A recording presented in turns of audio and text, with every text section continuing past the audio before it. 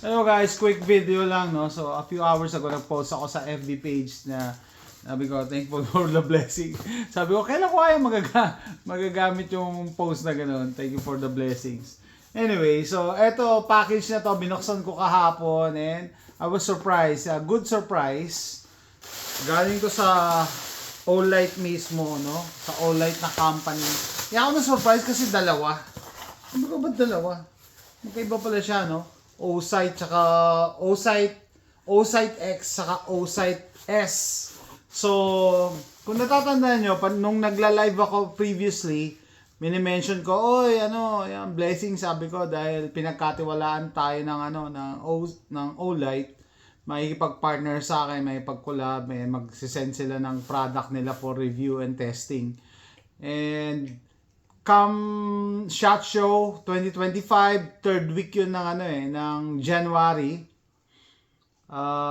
Nag-message sa akin yung subscriber ko rin na naging kaibigan ko na dito, si Carlop. Sabi niya, oh pre, ba't wala pa yung review mo? Ni-launch na yung Gento ng Osite sa SHOT Show.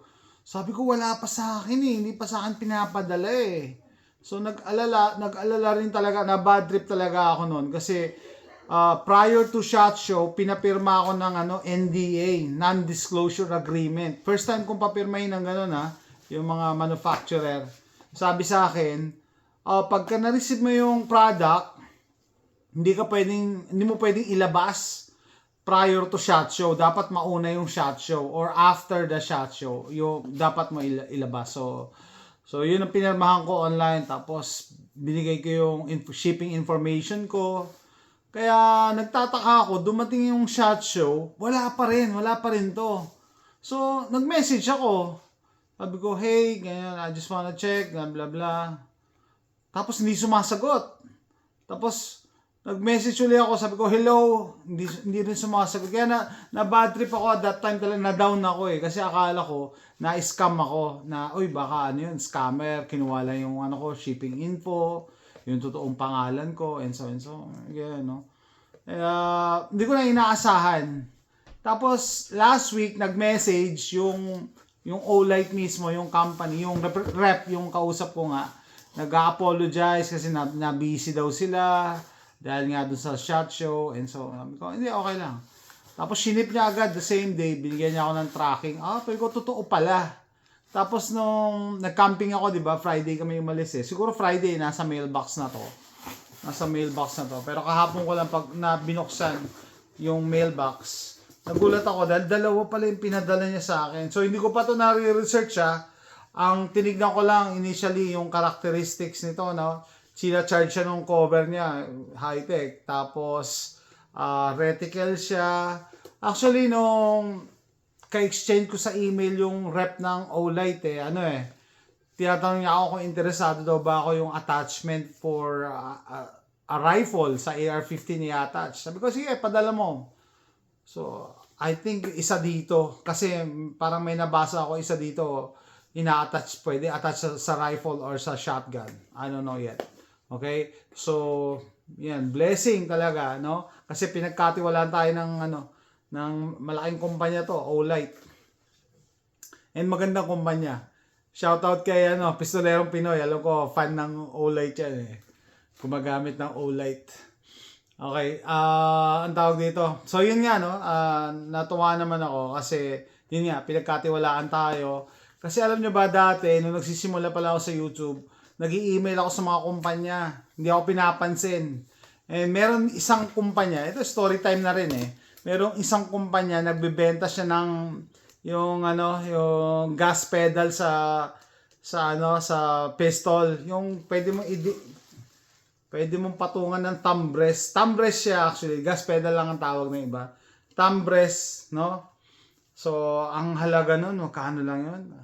I think $40 yata yun, $50. Ano nyo ba sinagot sa akin? Sabi niya, ang ini-sponsoran lang daw nila yung may yung nasa 50,000 subscribers and pataas.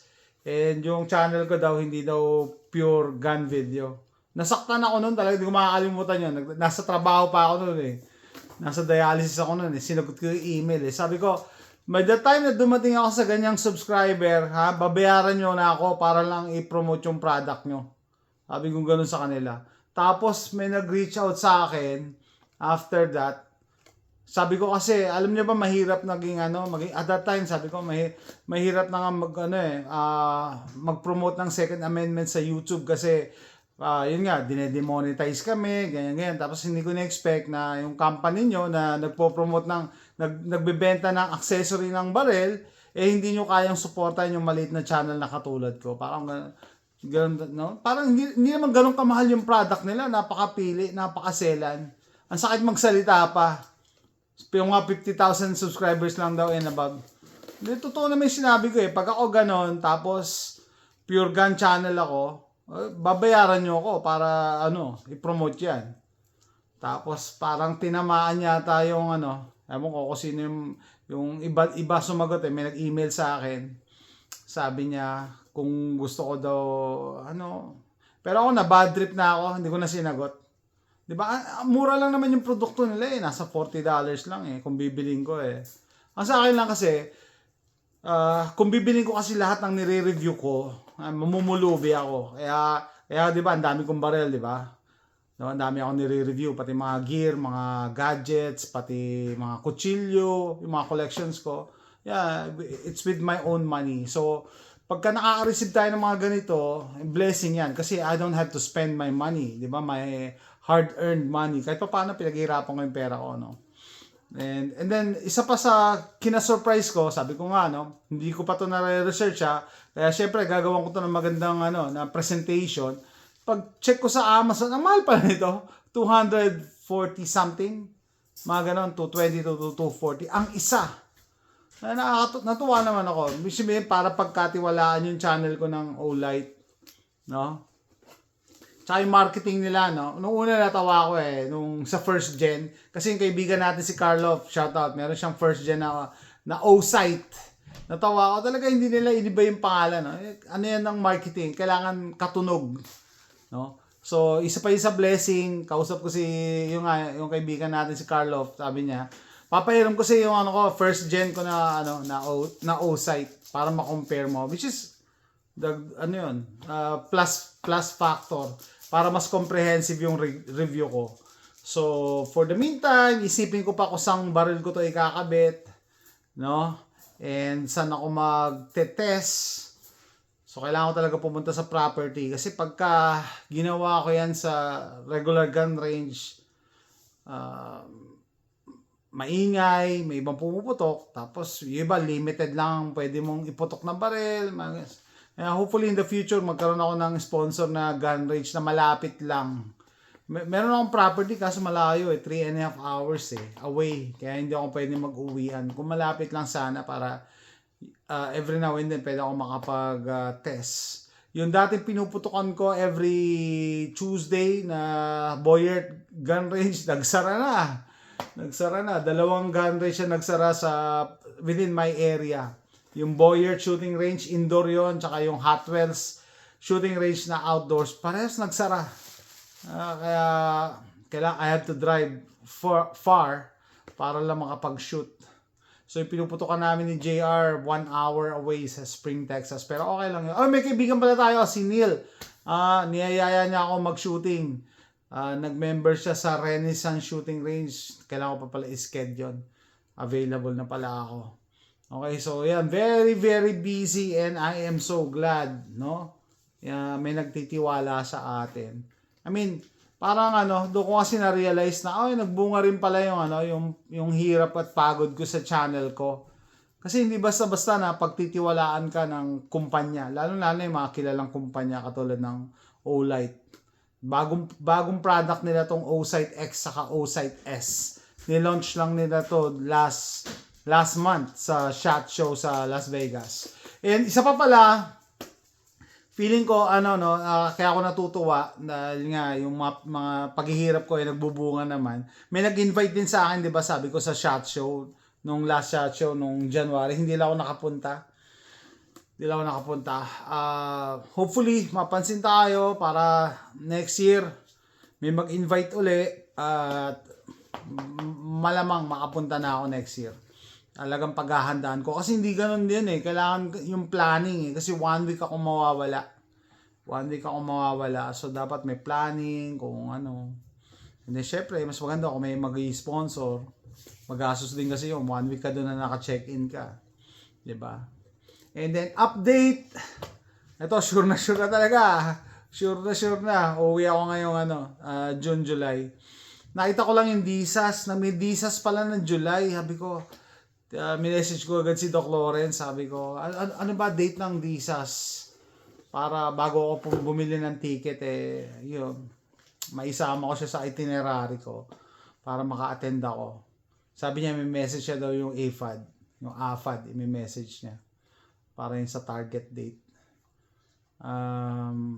At least masosolve nun yung isa sa mga pinoproblema ko dahil pwede tayo magkita dun sa event, no, sa DSAS. Gusto ko rin ma-meet yung iba nating mga kababayan, lalo na yung mga gun enthusiast na katulad ko or outdoor enthusiast kahit wala kayong baril.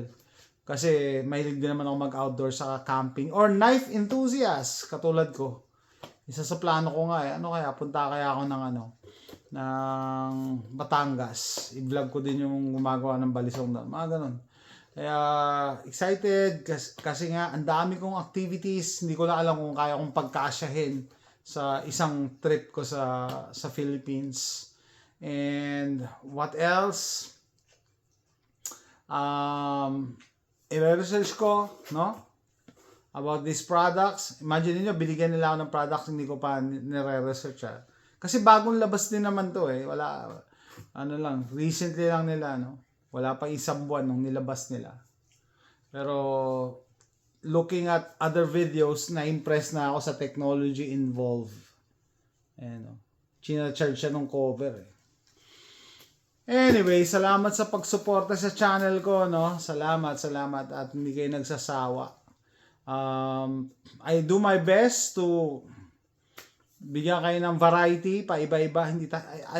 Ayoko rin talaga maging pure na gun channel, pero majority siguro ng videos ko about gun, 75%. No? That's how I lasted this long para ma-stay away under the radar ni YouTube. 'Di ba? So, kung matagal na kayo dito sa YouTube, marami na rin mga nag-YouTube na tumigil na or nagpalit na ng linya. And ako ito yung style natin. Grayman mentality to. Grayman approach para hindi tayo mapag-initan. From time to time, sumusundot tayo. Pero hopefully, supportahan nyo rin yung bakang videos. I'm currently editing my weekend camping with AJ and the Boy Scouts. And hindi ko pa nagagawa yung meron pa akong knife unboxing. May binili akong knife the other day sa Ross. No? Ano pa ba? Basta marami pang iba. And yun nga, no? Salamat. Kung hindi ako sinusuporta ng mga viewers ko, hindi rin magtitiwala sa akin yung mga manufacturers. Lalo na itong malalaking manufacturers na to. Hopefully, yung ibang companies magtiwala din sa akin. So that's it guys. Salamat. Thanks for watching. Bye.